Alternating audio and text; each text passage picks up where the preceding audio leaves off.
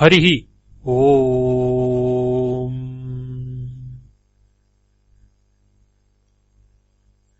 श्री ब्राह्मण गीता। श्री गणेशाय नमः। श्री सरस्वत्यै नमः।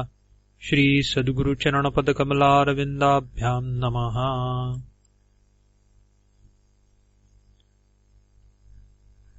प्रथम अध्याय। जन्मेजय ने कहा, हे ब्राह्मण, शत्रुओं का नाश करने के अनंतर महल में रहते हुए महात्मा श्री कृष्ण और अर्जुन का क्या वार्तालाप हुआ? वैशंपायन बोले, अर्जुन अपने राज्य को प्राप्त करके उस अत्यंत सुंदर महल में श्री कृष्ण जी के सहित आनंद पूर्वक रहने लगे। उस समय वे दोनों अत्यंत प्रसन्न तथा अपने संबंधियों सहित उस महल के स्वर्ग के समान एक रमणीय स्थान में गए। उसके अनंतर श्री कृष्ण जी के सहित अर्जुन महल के उस रमणीय स्थान को देखकर यह बोला, हे देवकी पुत्र महावीर, युद्ध के आदि में जो आपने मुझे अपना दिव्य रूप तथा महात्म्य दिखलाया था वह मुझे ज्ञात है, किंतु पुरुषों में श्रेष्ठ हे केशव, मित्रता के कारण जो कुछ आपने मुझे उपदेश दिया था वह सब चित्त की चंचलता से मैं भूल गया हूं। अब आप शीघ्र ही द्वारका जाने वाले हैं और उन विषयों के जानने की मेरे हृदय में बार बार उत्कट इच्छा उत्पन्न होती है।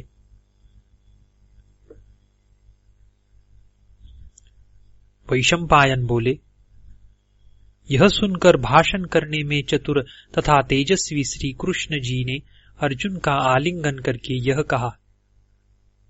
श्री कृष्ण बोले, हे अर्जुन, मैंने तुम्हें अत्यंत गोपनीय तथा सनातन संपूर्ण धर्म का तथा नित्य लोकों का उपदेश किया था, किंतु मंद बुद्धि होने से तुमने उसको धारण नहीं किया। यह मुझे अच्छा नहीं प्रतीत होता और आज वह उपदेश मुझे भी याद नहीं है। हे अर्जुन, तू श्रद्धा तथा बुद्धि से रहित है और आज उस संपूर्ण उपदेश को फिर कहने में मैं असमर्थ हूं। वह उपदेश ब्रह्म के प्राप्त करने में पर्याप्त था, किंतु मैं आज उस संपूर्ण उपदेश को दोबारा नहीं कह सकूंगा। उस समय समाधिस्थ होकर मैंने परब्रह्म का उपदेश दिया था और अब उसी विषय को स्पष्ट करने के लिए तुम्हें एक प्राचीन उपाख्यान सुनाऊंगा। हे धर्मात्माओं में श्रेष्ठ, तुम उस उपदेश को सुनकर ज्ञान को प्राप्त करके उत्तम गति को प्राप्त होंगे। इसीलिए उस संपूर्ण उपाख्यान को सुनो। हे शत्रुओं का नाश करने वाले अर्जुन, एक बार एक श्रेष्ठ ब्राह्मण स्वर्गलोक तथा ब्रह्मलोक से लौट कर आए और हम लोगों ने उनका आदर सत्कार किया। हे भरत श्रेष्ठ, जब हम लोगों ने श्रद्धा भक्ति से उनसे पूछा तब जो उपदेश उन्होंने दिया उसको तुम निश्चलमती होकर सुनो। ब्राह्मण उवाच। ब्राह्मण बोला, हे श्री कृष्ण, प्राणियों के कल्याण के लिए मोहनाशक मोक्ष धर्म के विषय में जो आपने प्रश्न किया है उसका मैं उचित रीति से उपदेश करूंगा। हे कृष्ण, तुम उसे ध्यानपूर्वक सुनो। एक समय एक तपस्वी तथा धर्म के जानने वाला काश्यप नाम का ब्राह्मण एक बड़े धर्माचार्य तथा शास्त्रज्ञ ब्राह्मण के पास पहुंचा। वह ब्राह्मण ज्ञान और विज्ञान के सागर तथा लौकिक व पारलौकिक विषय में चतुर, सुख और दुख को जानने वाले, ऊंच और नीच को समझने वाले, सत्य और पुण्य के रहस्य के ज्ञाता तथा सांसारिक प्राणियों के कर्म की गति को प्रत्यक्ष अनुभव करने वाले जितेंद्रिय, शांत, सिद्ध और मुक्त आत्मा की तरह से इधर उधर विचरण करने वाले एवं परमात्मा की कांति से युक्त थे। वे महात्मा अंतर्धान होने की शक्ति से परिपूर्ण थे और जिस समय वे अंतर्धान अवस्था में सिद्ध चक्रधरों के साथ एकांत में भाषण करते हुए अपनी इच्छा से निर्लेप वायु की तरह जा रहे थे, तब मेधावी तथा ब्राह्मणों में श्रेष्ठ तपस्वी काश्यप ने उनकी इस अवस्था को जानकर तथा उनके समीप पहुंचकर और धर्म के जानने की इच्छा से विधिवत उनकी सेवा की और उनके इन अत्यंत अद्भुत गुणों को देखकर द्विजों में श्रेष्ठ काश्यप अत्यंत विस्मित हुए और उनको गुरु समझकर सेवा से संतुष्ट किया। ज्ञान तथा कर्म में श्रेष्ठ काश्यप की इस भक्ति को देखकर उस महात्मा ने गुरु के कर्तव्य से उसको संतुष्ट किया। काश्यप से प्रसन्न होकर और उसे शिष्य समझकर उसने यह कहा कि तुम वह उपदेश मुझसे सुनो जिससे बड़ी भारी सिद्धि अर्थात मोक्ष को प्राप्त कर सकते हो। सिद्ध उवाच, सिद्ध बोला, हे शिष्य, केवल भिन्न प्रकार के कर्मों से तथा पुण्यों से मनुष्य इस संसार में गति को प्राप्त होता है और देवलोक में निवास करता है। न कहीं अत्यंत सुख है और न कहीं नित्य निवास ही होता है और बड़े कष्ट से प्राप्त करके उच्च पदवी से बारंबार गिरना होता है।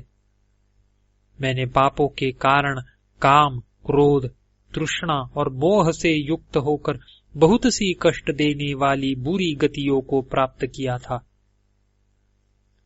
मैंने बार बार जन्म और मरण को प्राप्त किया था, नाना प्रकार के भोजन किए और तरह तरह के स्तन पिए। बहुत सी माताएं देखी, बहुत से पिता देखे और विचित्र सुख और दुख भोगे। अपने मित्रों में भी रहा, शत्रुओं के साथ भी रहा और बड़े कष्ट से धन को प्राप्त करके उस धन का नाश भी देखा। बड़े आदमियों से तथा अपने संबंधियों से बड़े कष्टप्रद अपमान को सहा और शारीरिक और मानसिक अत्यंत कठिन दुख भी भोगे। और भी तरह तरह के अपमान सहे, मृत्यु के कठिन बंधनों को भी प्राप्त किया, नरक में गिरा और यमलोक की यातनाएं भी सही। मैंने इस संसार में बंधुओं से उत्पन्न होने वाले कष्टों को, बुढ़ापे और रोगों को भी निरंतर प्राप्त किया। इसके बाद कभी इन दुखों से ऊबकर और अत्यंत दुखी होकर निराकार परमात्मा की सहायता से इस सांसारिक बंधनों का परित्याग किया। संसार में इन भोगों को भोग कर मैंने शुभ मार्ग का ग्रहण किया और तब मैंने मन को वश में करके इस सिद्धि को प्राप्त किया। मन के ही वश में होने से अंतर्धान आदि सिद्धियां प्राप्त होती है। यह योग का विषय है।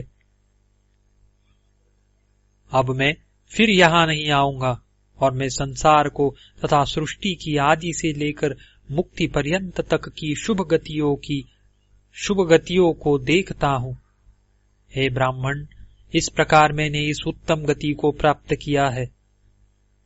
इसके अनंतर मैं फिर इससे भी उत्कृष्ट अनिर्वचनीय ब्रह्मपद को प्राप्त करूंगा। इसमें तुम्हें संदेह नहीं करना चाहिए। और हे तपस्वी, मैं फिर इस मृत्युलोक में नहीं आऊंगा। हे विद्वन, मैं तुमसे प्रसन्न हूँ। कहो, मैं तुम्हारा क्या उपकार करूं? जिस बात की इच्छा से तुम यहाँ आए हो उसके पूछने का यह समय है।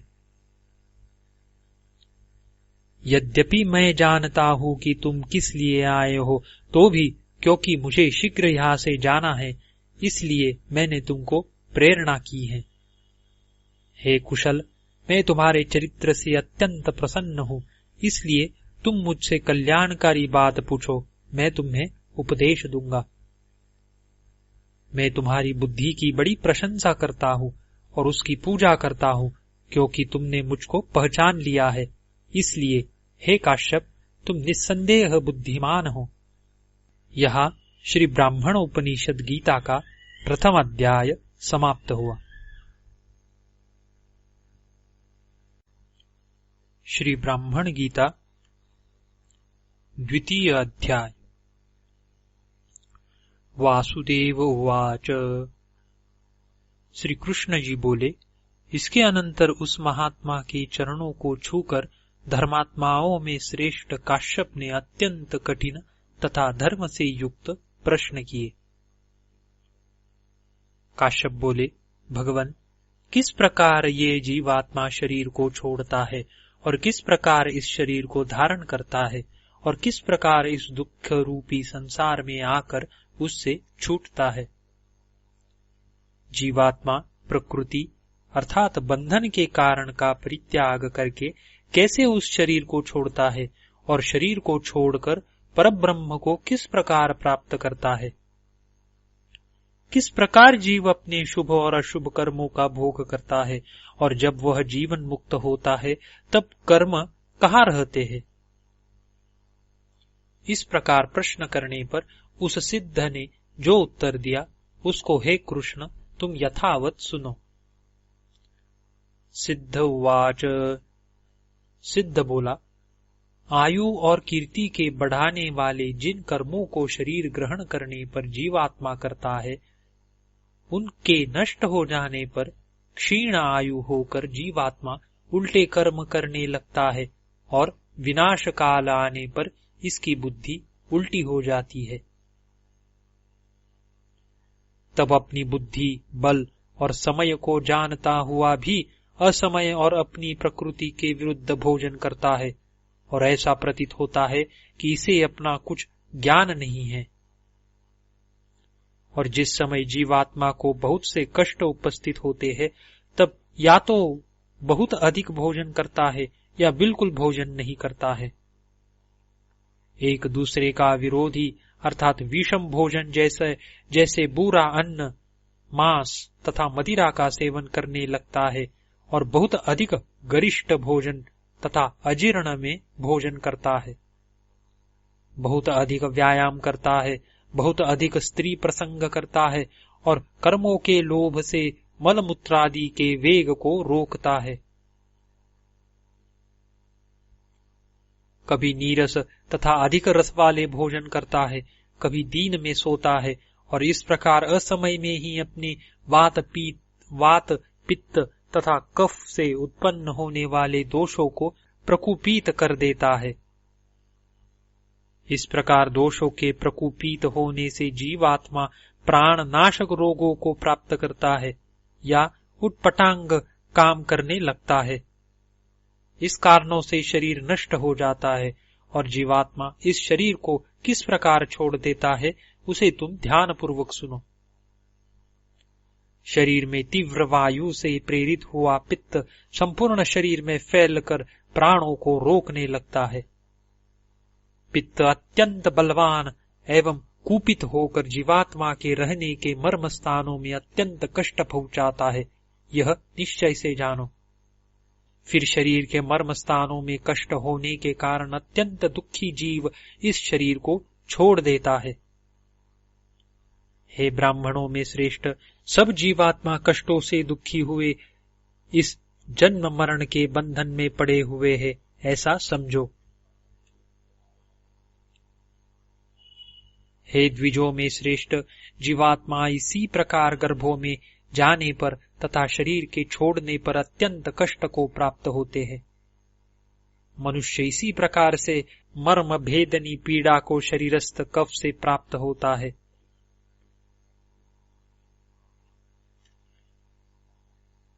जब पंचभूत का मेल नष्ट होता है तब शीत से प्रकुपित होकर और तीक्ष्ण वायु से प्रेरित होकर जो ऊर्ध्वगति वायु है और जो वायु पंचभूतों में प्राण अपान के रूप में स्थित है, वह कष्ट से शरीर को छोड़कर निकल जाता है।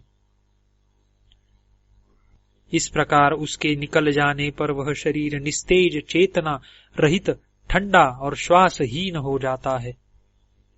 जीवात्मा के निकल जाने पर यह शरीर मृत कहलाता है और जीवात्मा जिन इंद्रियों से रूप, रस, गंध आदि इंद्रियों के विषयों को ग्रहण करता है, उससे आहार संभूत प्राणों को नहीं जान सकता। जो वस्तु प्राणों को शरीर में धारण कराती है वही नित्य जीवात्मा है।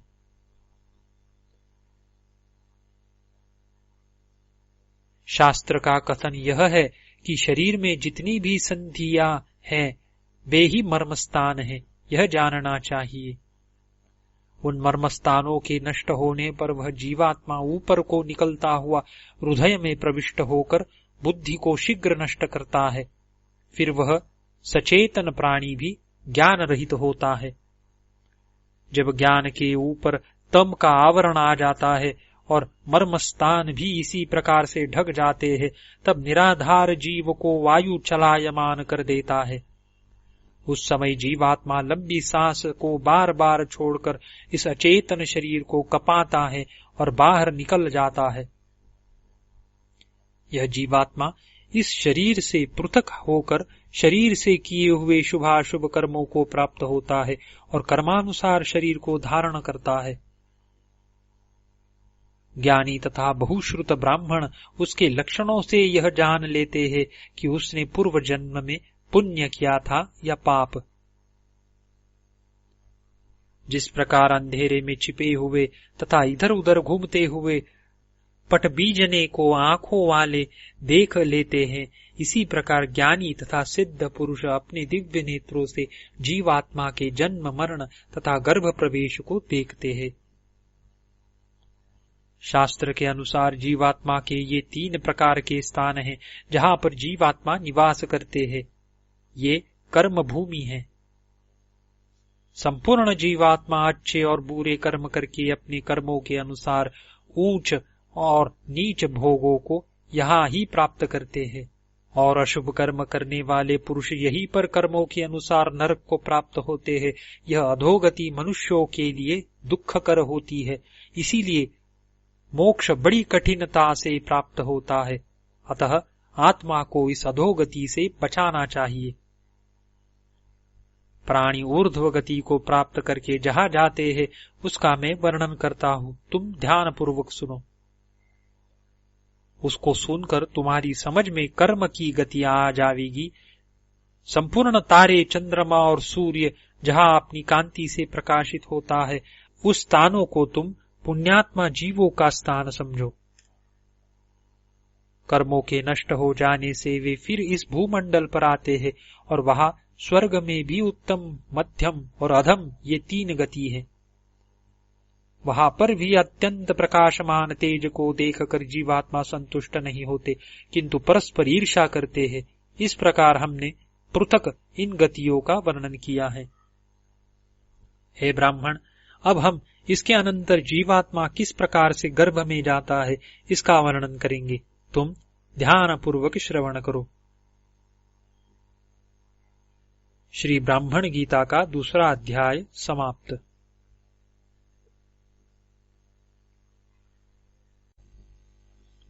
श्री ब्राह्मण गीता 3रा अध्याय। ब्राह्मण उवाच।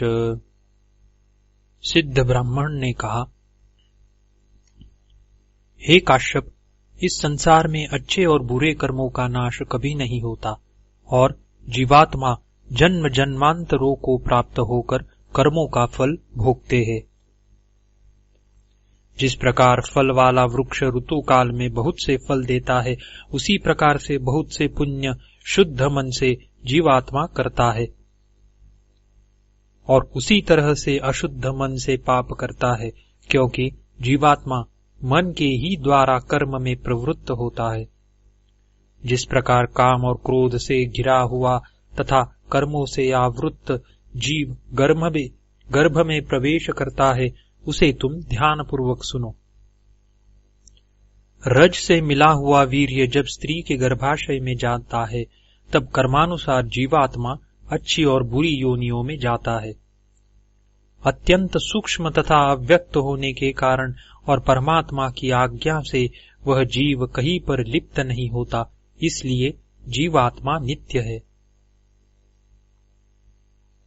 सब प्राणियों का जीव ही मूल है और उस जीव से ही संपूर्ण प्राणी चेतना को धारण करते हैं। वह जीवात्मा अपनी चेतना शक्ति से गर्भ के संपूर्ण अंगों में प्रविष्ट होकर प्राणों के स्थान में निवास करता है। फिर वह गर्भ चैतन्य युक्त होकर अंगों को हिलाता है। जिस प्रकार पिघला हुआ लोहा किसी बर्तन में डाल दिया जाता है, उसी प्रकार जीव गर्भ में प्रविष्ट होता है। जिस प्रकार लोहे के पिंड में अग्नि प्रविष्ट होकर उसे गर्म कर देती है, उसी प्रकार जीवात्मा गर्भ में प्रविष्ट होकर संपूर्ण शरीर को चेतना युक्त कर देता है। जैसे एक दीपक संपूर्ण घर को प्रकाशित कर देता है, वैसे जीवात्मा अपनी चेतनता से स्थूल सूक्ष्मादि शरीरों को प्रकाशित कर देता है। जीवात्मा पूर्व जन्म में भले या बुरे जो भी कर्म करता है, उन सबको अवश्य भोगता है।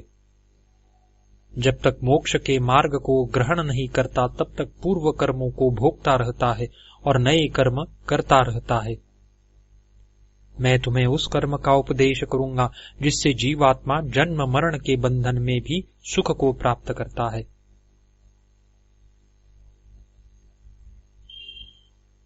दान, व्रत, ब्रह्मचर्य, परमात्मा की उपासना, दम, शांति, प्राणियों पर दया, संयम, करुणा, संतोष, किसी प्राणी का मन से अशुभ चिंतन न करना, माता पिता की सेवा, देवता, अतिथि और गुरु की पूजा, असंग, पवित्रता, सदा इंद्रियों का निग्रह, सत्कर्म करना, ये सज्जनों के स्वाभाविक गुण हैं।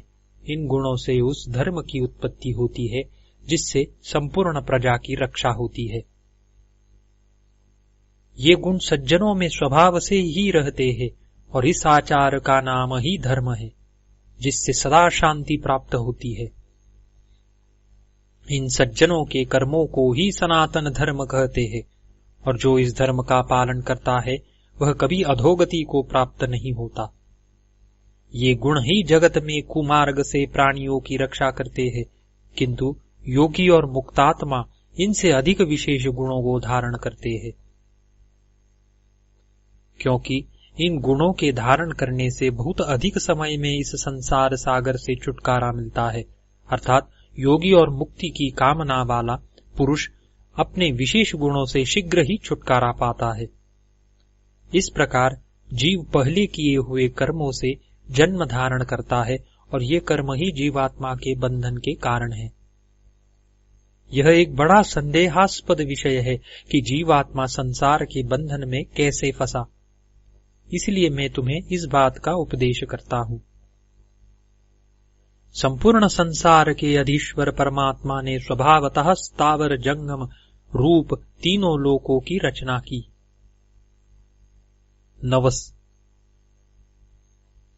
नव संपूर्ण संसार की मूल कारण प्रकृति प्रकट हुई और यही प्रकृति संपूर्ण संसार में व्याप्त है। वह प्रकृति की अभिव्यक्ति तथा अनभिव्यक्ति यानी प्रकृति तथा विकृति रूप अनित्य है और जो जीव अमृत रूप नित्य है। यह संपूर्ण संसार ईश्वर जीव प्रकृति इन तीनों के ही मेल का नाम है, किंतु वस्तुतः तीनों पृथक पृथक है। यह प्राचीन श्रुति है कि नित्य परमात्मा ने ही संपूर्ण स्थावर और जंगम संसार की रचना की है। परमात्मा ने ही शरीर को अनित्य तथा प्राणियों के पुनर्जन्म की व्यवस्था की है। जिस प्रकार कोई बुद्धिमान पुरुष पूर्व काल की अपनी कथा को कहता है, उसी प्रकार में भी इस संपूर्ण विषय का उपदेश करूंगा। जो व्यक्ति सुख और दुख को, अनित्य शरीर को, मलमूत्र का स्वरूप, जन्म और मृत्यु का कारण कर्म और जो भी कुछ इस संसार में थोड़ा बहुत सुख है उसे दुख समझता है, वही इस कठिन संसार महोदधि से पार होता है। जिस प्रकार परमात्मा का ध्यान करते हुए जन्म मरण तथा रोगों से युक्त होकर संपूर्ण चेतन प्राणियों में चेतनता को अनुभव करते हुए मुक्ति के मार्ग को ढूंढते हुए इस संसार से जीव विरक्त पैदा करते हैं, इस संसार से जीव विरक्ति पैदा करते हैं, उस विषय का वास्तविक उपदेश मैं तुम्हें करूंगा। हे ब्राह्मण, अब तुम मुझसे नित्य अविनाशी परब्रह्म विषयक ज्ञान को सुनो। तीसरा अध्याय समाप्त। श्री ब्राह्मण गीता चतुर्थ अध्याय। ब्राह्मण उवाच। ब्राह्मण बोला, जो पुरुष सांसारिक विषयों का ध्यान छोड़कर तथा अपने पूर्व कर्मों का परित्याग करके एकांत में ब्रह्म में लीन होता है, वह इस बंधन से छूट जाता है। जो पुरुष संपूर्ण संसार का मित्र, सहिष्णु, शांत, जितेंद्रिय, भय और क्रोध से रहित होकर आत्मा का चिंतन करता है, वही संसार से मुक्त होता है। जो अपने समान ही संपूर्ण प्राणियों से बर्ताव करता है तथा शुद्ध रहता है और मान अपमान की चिंता नहीं करता, वह मुक्त हो जाता है। जीवन, मरण, सुख, दुख, हानि, लाभ, शत्रु और मित्र में भी जो एक सी बुद्धि रखता है, वो बंधन से छुटकारा पाता है। जो न किसी से कुछ कामना करता है और न किसी का अपमान करता है तथा सांसारिक झंझटों से पृथक होकर अपने आत्मा से राग द्वेष आदि को छोड़ देता है, वही मुक्त होता है। जिसे मित्रों की अभिलाषा नहीं, संबंधियों से संबंध नहीं और पुत्र की भी जिसे इच्छा नहीं, और जिसने धर्म अर्थ काम का परित्याग कर दिया और जिसे किसी वस्तु की आकांक्षा नहीं है, अर्थात अपने आत्मा से ही जो संतुष्ट है, वही मुक्ति को प्राप्त होता है। धर्म तथा अधर्म से रहित, पूर्वकृत कर्म से शून्य और धातुओं के नष्ट हो जाने से प्रशांत चित्त और बंधनों से रहित होकर जीवात्मा मुक्ति को प्राप्त करता है। इच्छा रहित तथा काम्य कर्मों का नाश करके और संसार को अश्वत्थ के समान जन्म मृत्यु तथा वृद्धावस्था से युक्त इस संसार को सदा अनित्य समझता है, और जो विरक्त होकर नित्य अपने दोषों पर दृष्टि रखता है, वह शीघ्र ही संसार के बंधन से छूट जाता है।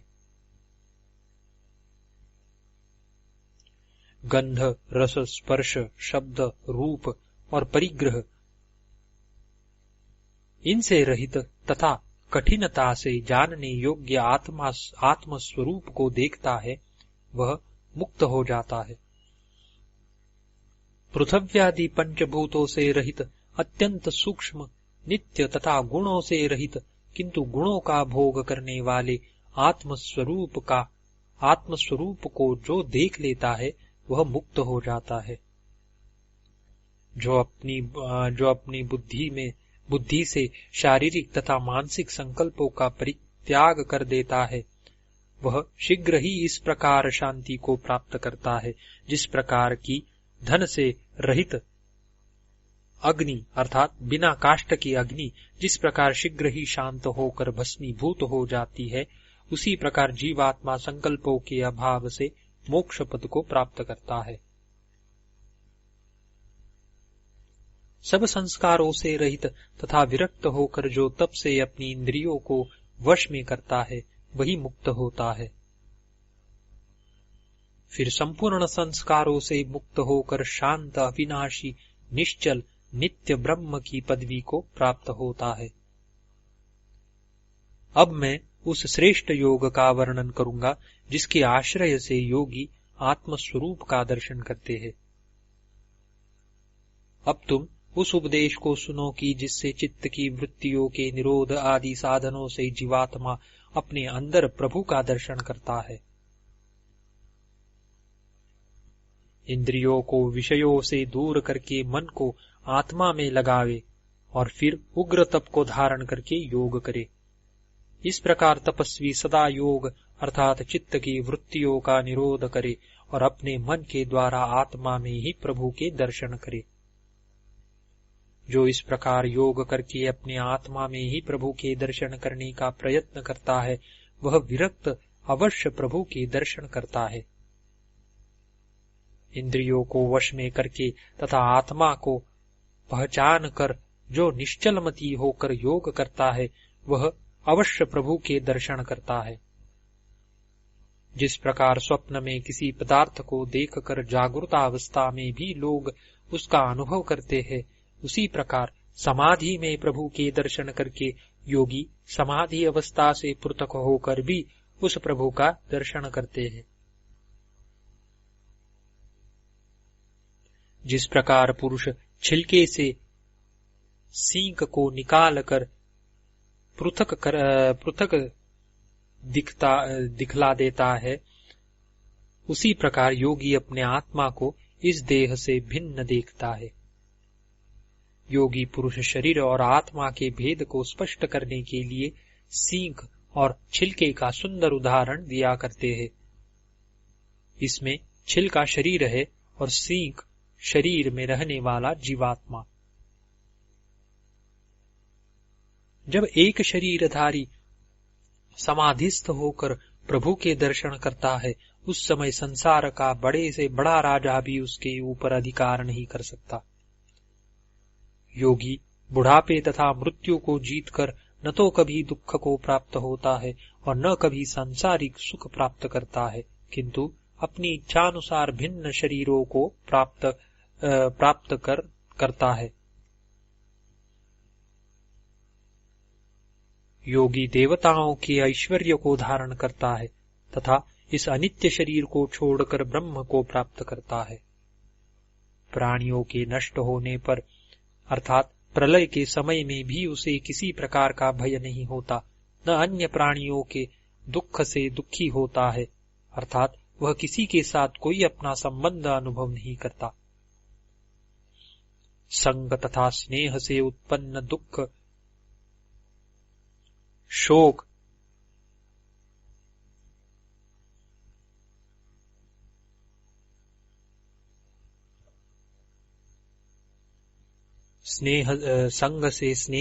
संग तथा स्नेह से उत्पन्न दुख, शोक रूपी अत्यंत कष्टप्रद भाव भी उस शांत चित्त विरक्त योगी को चलायमान नहीं कर सकते। न तो उसे शस्त्रों से भय रहता है, न मृत्यु ही उसे उद्विग्न कर सकता है। इससे अधिक आनंदमय अवस्था और कोई नहीं है। समाधिस्थ होकर योगी प्रभु के दर्शन करता है और वृद्धावस्था प्रभृति दुखों का नाश करके वह परमात्मा की प्राप्ति करता है। इस मनुष्य देह को छोड़कर वह इच्छानुसार शरीरों को धारण करता है। इसलिए समाधिस्थ सुख को भोगते हुए उस सुख से उपराम नहीं होना चाहिए। जिस समय समाधिस्थ पुरुष अपने में प्रभु का दर्शन करता है, उस समय वह परमैश्वर्य चक्रवर्ती राज्य की भी कामना नहीं करता। परमैश्वर्यवान चक्रवर्ती राज्य की भी कामना नहीं करता। ध्यानावस्थित होकर पुरुष जिस प्रकार समाधि में बैठता है, वह तुम ध्यान पूर्वक सुनो। प्राचीन ब्रह्म विद्या संबंधी उपदेशों को विचारता हुआ जब जीवात्मा शरीर में रहता है, तब इसका यह कर्तव्य है कि मन को बहिर्मुख वृत्ति न करके उसको अंतर्मुख वृत्ति करे और शरीर में रहते हुए मूलधारादि चक्र में मन को धारण करे। जब चक्र में मन स्थित हो जाता है, तब मन वासना रहित हो जाता है और बाहर की वृत्तियों को समेट लेता है।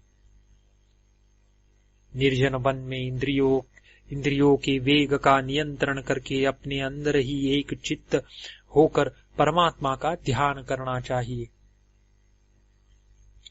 दांत, तालु, जिह्वा, कंठ, ग्रीवा, हृदय और नाड़ी रूप हृदय के बंधन का उस समय विचार करना चाहिए। यहाँ पर दांतों से तात्पर्य आहार शुद्धि से है, क्योंकि उपनिषदों में आहार शुद्धि का सबसे प्रथम मुक्ति का साधन माना है। तालु और जिह्वा से उस स्थान का प्रहरण किया गया है जहाँ योगी जन धारण को सिद्ध करते हैं।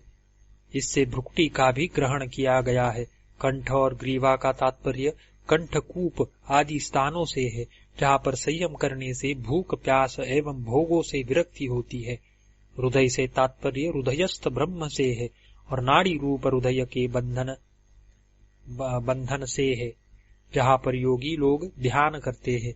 इस प्रकार इस श्लोक में सिद्ध महर्षि ने काश्यप को अपने उपदेश का उपसंहार करते हुए मोक्ष प्राप्ति के वे 5 साधन बतलाए, अर्थात आहार शुद्धि, प्राणायाम, भोगों से निवृत्ति, ध्यान और परमात्मा का चिंतन। हे श्री कृष्ण, मैंने जब उस बुद्धिमान शिष्य का यह उपदेश दिया तब मेरे उपसंहार में बतलाए हुए साधनों को लक्ष्य में रखकर उसने मुझको यह प्रश्न किए। जो भी कुछ अन्न इस शरीर में भोजन के रूप में जाता है वह किस प्रकार पचता है और किस प्रकार उसका रस, रक्त, मांस, चर्बी, आंतें और हड्डी बनती है, किस प्रकार देह के बढ़ने से इनकी वृद्धि होती है और इनके साथ किस प्रकार बल की वृद्धि होती है, शरीर का मल किस प्रकार से पृथक होकर निकल जाता है, यह आहार शुद्धि विषयक प्रश्न है। किस प्रकार यह श्वास और प्रश्वास को लेता है, यह दूसरा प्रश्न है। और यह आत्मा शरीर के किस देश में रहता है, यह चौथा प्रश्न है। तृतीय विषय योग का अधिक सहायक नहीं है, इसीलिए उस पर प्रश्न नहीं किया। जीव किस प्रकार कर्म करता हुआ शरीर को धारण करता है और किस प्रकार नाड़ियों के द्वारा सूक्ष्म शरीर को धारण करता है और उन नाड़ियों के क्या स्वभाव है, फिर किस प्रकार का शरीर प्राप्त करता है। हे श्री कृष्ण, इस प्रकार मुझसे उस ब्राह्मण ने 4 प्रश्न किए और मुझसे प्रार्थना की कि हे भगवान, मुझे इनका उपदेश करो।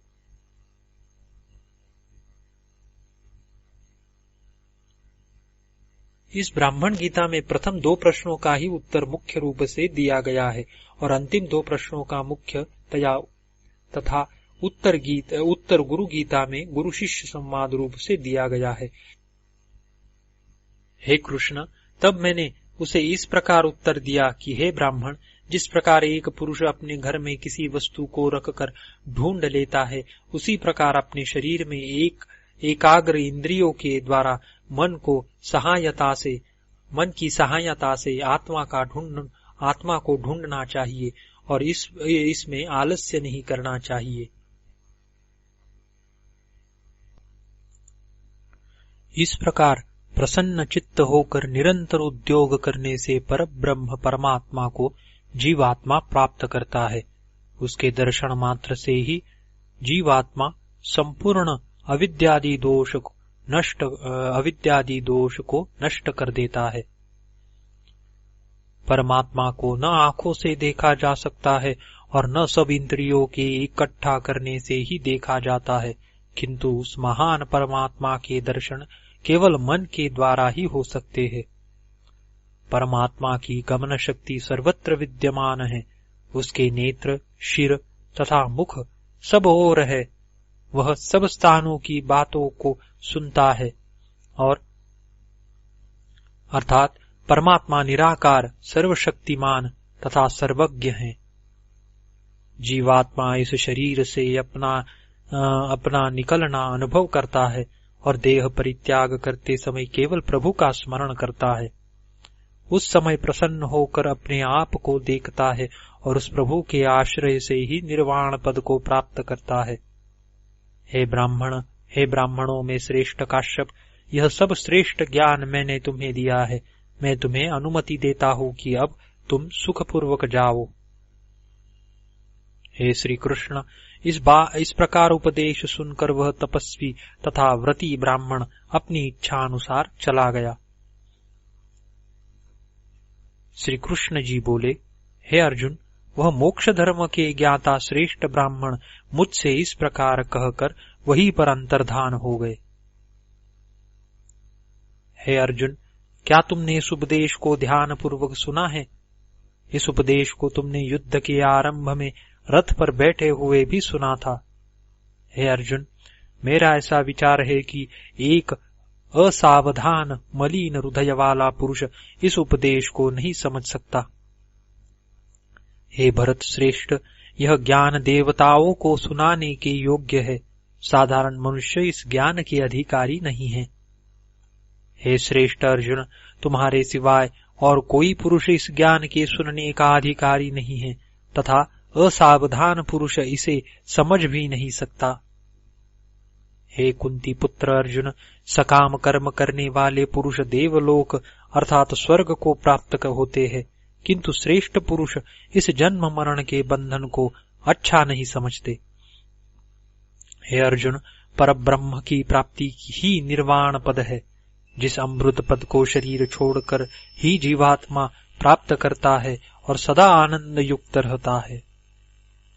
इस प्रभु पद की प्राप्ति के साधन को धारण करके पापी अर्थात कोढ़ी, कलंकी आदि पुरुष, स्त्रियां, वैश्य तथा शूद्र भी उत्तम गति को प्राप्त होता है। विद्वान, धार्मिक, सदा ब्रह्म पद के इच्छुक ब्राह्मणों और क्षत्रियों का तो कहना ही क्या है। यह हमने हेतु पूर्वक मोक्ष धर्म का उपदेश किया है और इसके साधन भी बतला दिए हैं, जिनसे दुखों का अंत, अनेक प्रकार की सिद्धियां और मोक्ष प्राप्त होता है। हे अर्जुन, इससे अधिक सुख और कुछ भी नहीं है। हे अर्जुन, जो बुद्धिमान श्रद्धालु पुरुष इस नानाविध भंडारों से परिपूर्ण संसार को तुच्छ वस्तु समझकर छोड़ देता है, वह पूर्वोक्त शम समाधि साधनों से शीघ्र ही मोक्ष को प्राप्त करता है। केवल इतना ही उपदेश करना है और इससे अधिक कुछ नहीं है। हे अर्जुन, जो 6 मास तक नित्य साधन करता है वह योग को प्राप्त होता है। श्री ब्राह्मण गीता का 4था अध्याय समाप्त हुआ। श्री ब्राह्मण गीता 5म अध्याय। वासुदेव उवाच। श्री कृष्ण जी बोले, ब्राह्मण ने जो पहले प्रश्न किया था उस विषय को स्पष्ट करने के लिए एक प्राचीन उपाख्यान प्रसिद्ध है, जो एक पति पत्नी संवाद के रूप में है। उसे हे अर्जुन तुम सुनो। एक ब्राह्मणी ज्ञान तथा विज्ञान में कुशल अपने पतिदेव को एकांत स्थान में बैठा हुआ देखकर बोली, हे पतिदेव, मैंने यह सुना है कि पत्नी अपने पति के तप के प्रभाव से गति को प्राप्त करती है। मुझे बतलाओ कि मैं तुम जैसे पति को प्राप्त करके किस अवस्था को प्राप्त करूंगी, क्योंकि तुमने यज्ञादि कर्मों का परित्याग कर दिया है और तुम मेरे पति निष्ठुर तथा अविचारवान हो। यह सुनकर वह शांत स्वभाव ब्राह्मण कुछ मुस्कुराकर बोले, हे भगवती, मैं तुम्हारे इन वचनों से अप्रसन्न नहीं हूं। यह जो भी कुछ ग्रहण करने योग्य दीक्षा, व्रत आदि दृश्यमान कर्म है, इसी को कर्मकांडी पुरुष कर्म के नाम से पुकारते हैं। ज्ञान से रहित कर्मकांडी पुरुष अपने शरीर को कष्ट देकर केवल मोह को प्राप्त करते हैं और वे एक क्षण भी कर्म रहित नहीं रह सकते। जन्म तथा मृत्यु के बंधन में पड़े हुए नाना योनियों को प्राप्त होकर इस कर्मयोनि में पड़े हुए जीव जो भी मन, वचन तथा कर्म से भले व बुरे कर्म करते हैं, उन सब दृश्यमान कर्मों का विनाश दुष्ट पुरुष करते हैं। इसलिए मैं तो अपने आत्मा में ही प्रभु के दर्शन करता हूँ और मैंने प्रभु के दर्शन का स्थान प्राप्त कर लिया है।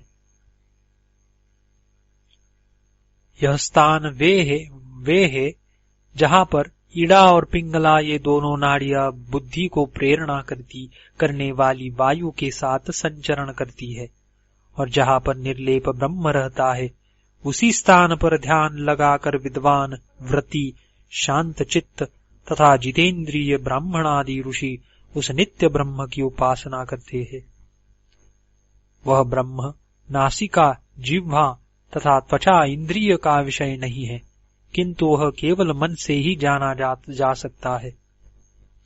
नेत्र तथा कानों से भी ब्रह्म नहीं जाना जा सकता, इसीलिए ब्रह्म गंधादि 5 विषयों से रहित है। उस ब्रह्म से ही सृष्टि की उत्पत्ति होती है, उसमें ही इस सृष्टि का लय हो जाता है। प्राण, अपान, समान, व्यान और उदान भी उसी से प्रवृत्त होते हैं और उसी में लीन हो जाते हैं। समान और व्यान के बीच में प्राण और अपान रहते हैं। जब प्राण पूर्वोक्त स्थान में लीन हो जाता है तब समान और व्यान भी विलीन हो जाते हैं। अपान और प्राण के बीच में उदान रहता है, इसीलिए मृत शरीर को प्राण और अपान भी छोड़ देते हैं। उदान में ही प्राणों का अंतर्भाव होता है, इसीलिए ब्रह्मवादी पुरुष नासिका और भव के बीच में ही ध्यान लगाते हैं। प्राण, अपान आदि वायु के ही शरीरस्थ भेदों से 5 भेद है।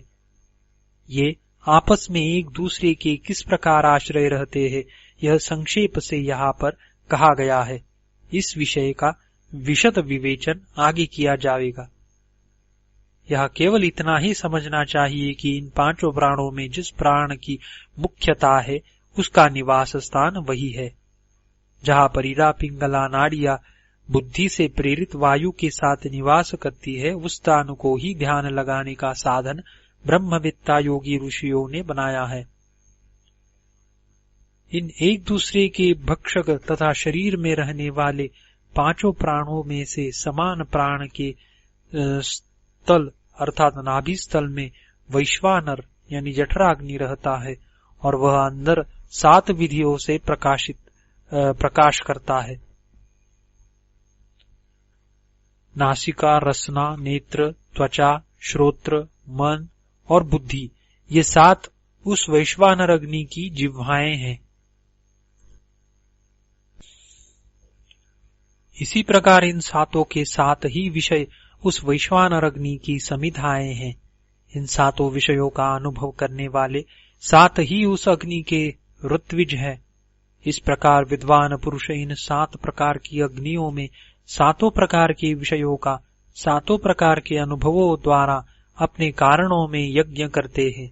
तब वे विद्वान पृथ्वी, वायु, आकाश, जल, अग्नि, मन और बुद्धि आदि को उत्पन्न करते हैं और इन्हें ही चैतन्य की अभिव्यक्ति का स्थान कहते हैं। गंध आदि गुण उस अग्नि में पड़कर अग्नि से उत्पन्न होने वाले गंधादि ज्ञान रूप बुद्धि की प्रवृत्ति में प्रवेश करते हैं। वे अंदर रहकर अपने 2 कारणों में फिर उत्पन्न होते हैं, अर्थात देखे हुए रूप आदि जितने विषय है वे सब सुषुप्ति आदि अवस्थाओं में वासना रूप चित्त में रहकर जागृत अवस्था में फिर उत्पन्न हो जाते हैं और जब प्रलय काल उपस्थित होता है तब अंदर ही विलीन हो जाते हैं और फिर अंदर वास करते हुए उससे गंध, रस, रूप, स्पर्श, शब्द, संशय और निष्ठा इन 7 गुणों की अभिव्यक्ति होती है। प्राचीन ऋषियों ने इसी प्रकार से इस विषय को समझा है, अर्थात रूप आदि का ग्रहण और उनके संस्कारों की परंपरा से नासिका आदि के स्वरूप को जाना है। इस प्रकार ज्ञान, ज्ञाता और ज्ञेय इन तीनों के द्वारा उस पर ब्रह्म के आश्रय से ही यह तीनों लोक परिपूर्ण है। यह 3 भी उसी की ही ज्योति से प्रकाशित है, इसलिए सत्ता वाले है। श्री ब्राह्मण गीता का 5वां अध्याय समाप्त।